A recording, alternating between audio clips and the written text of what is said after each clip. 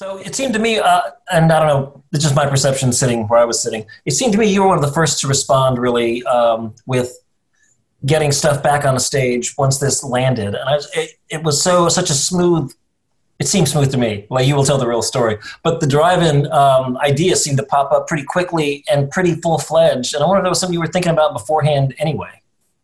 So I did what everyone else was doing. The pandemic hit. We went into, crazy anxiety mode. We moved 187 shows or something. Was that the number, 187? 187. That's amazing. I think we moved them 2 more times. That's what we spent the first month doing, right? Moving things to a date that you would then cancel. Oh my God! I know, wishful thinking. So we did that, and then in the meantime, these drive-ins kind of started popping up in Europe. They were a couple of weeks ahead of us, I think, both in terms of the virus and in terms of response. So a couple of things popped up in Europe. They ended up in my news feed. I was like, oh, that's kind of cool. It's different. I've never seen that before. It's fascinating. Filed it away. And then what happened was the Champlain Valley School District called the Champlain Valley Expo, and they said, hey, we're trying to figure out some way to do graduations, right? Like we need some safe way to do a socially distanced graduation ceremony. And so they were like, well, that's not really what we do. So they called me and they said, hey, we got this call. Is this anything you can help with? And I said, give me a day and let me think about it. And so I made a couple of quick calls, one to our production folks, to be like, could we pull this off? What would it look like? Let's just sketch it out back in the envelope. And then a couple of calls to like funding sources. Cause I was like, I'm not going to there's no money in this, so I got to figure out like how to get it paid for. And, again, people weren't very busy at the time, right? So like the production company was able to put a ton of energy into sort of figuring it out because they didn't have anything else going on. So we sketched it out, we got our arms around it pretty quickly. And then I went out with my tin cup, and was able to get local community leaders to kind of step up pretty quickly to say, you know what, this is great. We want to provide a service. We want to try to help the local school districts have a platform. And so by the time we got there, I was like, well, if we just spend a little bit more money, we can leave this thing set up all summer. We launched with a cat right show. Then we went another, 10 days, 2 weeks. And then we did Dwight and Nicole. And Dwight and Nicole, are a married partnership. So they were already together. So that was relatively straightforward. And then almost the rest of July was pretty quiet out there. We didn't do a whole lot. And it wasn't until we hit August that things started to change and more bands started to come out of the woodwork. And then we were only going to leave the thing up through Labor Day and just bring it down. And then the phone started ringing because then a lot of bands started to get interested in the concept because these were popping up all over the place. And so now bands could actually build a little routed tour around them. So I think it sounds like it took, like for all of us, a long time for people to get their heads around the idea of going out, right? Like I talked to a lot of artists, a lot of composers and choreographers, and they thought, oh, well, this time off will be great because I can actually work and plan, compose, and do this work. And they're like, a month in, like, I don't want to do it. I'm just not up for it. I'm too depressed. It's just too much of a downer. I can't really get going on it. So I think that was a pervasive thing for a while. And like you said, like later in the summer, people finally like, okay, I'm going to have to deal with this in some form or fashion. And then now as we're like drifting back into the winter, it's interesting to just see how everyone's reacting to it, because everyone now knows like, all right, like we're basically, at least in Vermont, we're buckling down for 4 or 5 months of a pretty long, cold, dark winter. But yeah, trying to do something in the winter is tough. So what have you come up with? So we're actually, yesterday, today, and tomorrow, we're wiring the club. So 6 camera shoot in the club, high def, and we're basically turning it into a TV studio, and we're just going to make it available for bands to come in and use. If they want to live stream, they can live stream. Wow. But that's not really the model. We're not building it around live streaming. We're just going to try to make it available for bands to come in and create content because, I don't know, we don't know what else to do. It's the best, worst idea I could come up with. Is the idea that it's up to bands then to come in and decide they want to use your place as opposed to you going out and finding people and trying to bring them in? Yeah, I haven't picked up the phone yet because I wanted to get this. We've got a band, someone on our someone one of our staff members, I mean, almost all my staff members are in bands, but Mm-hmm. I kind of put the call out today and I was like, hey, Sunday, whoever emails me back first and wants to do it, you can get on stage and we'll use you guys as a guinea pig and beta test all this.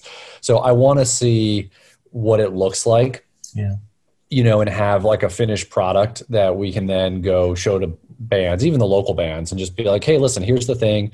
You can come in and you can do this. And like, because actually getting video content for bands, I never realized like it's really valuable. I mean, I've realized how valuable video content is, but I guess I never realized how hard it is for bands to get it.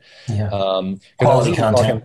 I was even talking to the Wilco guys because I was telling them about this idea 3 weeks ago, and I was like, yeah, this is the thing I'm thinking about. What do you think? Like, poke holes in it. And they're like, honestly, even for a band at our stature, they're like getting, like, if someone offers us free video content, it's like the best thing in the world because it's so hard to get. Yeah. I don't ask you, for you to be Nostradamus or anything. How do you see this coming back? Do you think audiences, the second they get a vaccine shot in their arm, they're ready to go stand in crowds again? I think there's going to be a slingshot out of the spring. And our industry is going to move in like these sort of staggered paces, mostly because different states are going to come online at different times. So it's going to slow the process down. I think as long as there's a vaccine that's generally available, I'm not even talking about like widespread herd immunity yet, but just generally available. So if like you're a person and you want to get it, you can get it within a reasonable level of comfort, within a week or so. Mm-hmm. I think things turn back on rapidly. I think by the time we get through 4 or 5 months of winter, like frankly, I think culturally people are going to just be over the disease anyway. I mean, you can already see a lot of this fatigue happening now, and it's why the governor is having to be so stringent about like separate households and keeping people, because it's just like people are not good at staying apart from other people. No. It's hardwired into our DNA. We want to hang out with people. It's one of the reasons why we're in the business we're in, right? Like we're social animals, for sure. Yeah, like we want to get together, we want to see art, we want to do stuff, whether that's having dinner with friends or playing Frisbee or whatever. So, as we come out 4 or 5 months from now, I think people are going to be so roaring to go.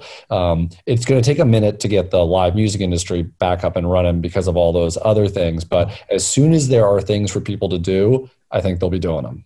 Okay. I tend to agree with you because I saw that this summer when we did these truck shows in the parks. Like, we didn't tell people where the show was or what time it was happening until 2 hours before. And they were all full. But, 150 was the max. And I would say we had 149 and a half at a fair number of them. People had no problem coming out and sitting there. Masked, because it's Vermont. Everybody's very respectful of the rule. They came out masked. There was some in the distance, distance in the shade. And it worked out really well. But I definitely sensed just the hunger to see live things again, to be around people and see people in 3 dimensions make sound. We could feel the vibration of the bass instead of watching it. A whole different thing. So you've been in the political arena with this, I saw, for sure, like trying to get the funding from Congress. Is that a new thing for you, putting on the political hat and going in there with Congressman Welch and trying to get some funds for people? Yeah, totally new. How's it been going? Well, I mean, the proof will be in the pudding. I mean, it feels like it's going well, but the challenge is, we haven't seen anything yet. So this kind of all happened like anything, it happened a little bit organically. So as soon as the pandemic hit, there were a couple of different organizations that sprang up. One was called NIVA, the National Independent Venue Association. And it like quickly grew all 50 states. I can't remember how many members there are now, over 1,000 members. And so a big part of what they set out to do right from the start was political action and lobbying. So they hired, a lobbyist out of DC called Lake and Gump, and basically wanted to make sure our industry had a seat at the table, because one of the things that became abundantly clear is we're a completely disorganized industry. We've got all these different like factions, right? There's cafes and art houses, there's clubs, there's bars, there's PACs, there's private theaters, there's Broadway theaters, there's arenas. Yeah. So that's what NIVA saw the opportunity to do in order to get us a seat at the table, to make sure, as Congress was talking about stimulus packages to make sure that they understood the plight of our industry, because that's another thing that no one ever understands is, most people just, they come to a show, right? Whether they come to the Flynn or they come to Higher Ground, they buy their ticket, they show up, there's magic on stage, they leave with an amazing memory, and like, that's it. No one sees how the sausage is made, and no one understands like that the tour that they just came and saw, the band that they just came and saw, that was 12 to 14 months in the making, right? Mm-hmm. So part of it was we had to get out there and do a bunch of education to Congress folks to say, hey, like, we were absolutely the first business to close because we're public assembly, and we're going to be the last to reopen because we're public assembly. Exactly. So I reached out to Peter Welch's office. They were quick to respond. They've been nothing but fantastic and pleasurable to work with. And he actually came on as a co-sponsor and introduced it in the House and has been championing the bill ever since. So he's been a great ally. Leahy's office has also been very supportive of it as well. And then Susan Collins was a tougher nut to crack, but we did get her on board, and she did end up coming on as a sponsor of it. And she won re-election. So, she's still in the mix very much. So, yeah, so it's all that stuff is new territory for me. Yeah. It's been fascinating. I'll tell you what, I'll be glad to get out of it as soon as we get on the other side of this. It's definitely not my comfort zone. I think they need to be told every now and then what an economic engine the arts are too. Like what an actual really impressive, pollution-free industry that we're part of.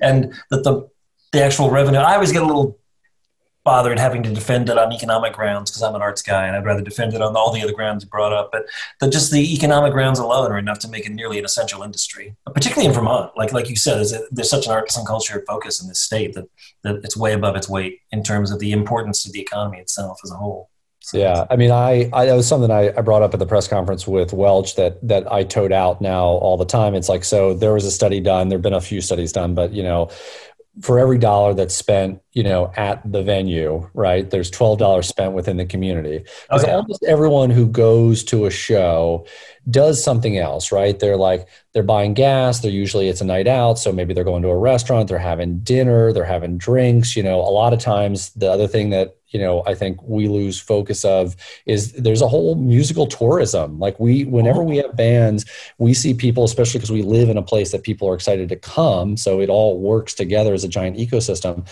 When a band plays Vermont, we have people come from out of state, like Grand Point North, the Grace Potter Festival that we do on the waterfront. 50% of our ticket buyers come from out of state. Well, I just want to say thanks for on behalf of everybody that works in this industry around here for your advocacy with the political end of it all. That was great. I felt great at not having to do it. So I'm glad you did it for me. I guess it was my turn. Yeah. I see we got a handful of shows from Higher Ground at the Flynn scheduled for the fall. So here's to hoping they happen, right? Some dates on the books. We do. I mean, this is why, I don't know whether this is why, but certainly the industry is betting on the fact that we are going to be back up and running come next fall and have a bunch of shows indoors at full capacity. So again, I think we just have to kind of see how quickly the vaccine rolls out and what happens. Well, good luck to us. Hey, thanks a lot for talking to me. I really appreciate it. This was great. I love hearing what you had to say. It's beautiful. No problem. Well, thanks for when we get it back in 3 dimensions, we'll have a coffee or a beer or something. Sounds good. All right. Thanks a lot. You. See you, man.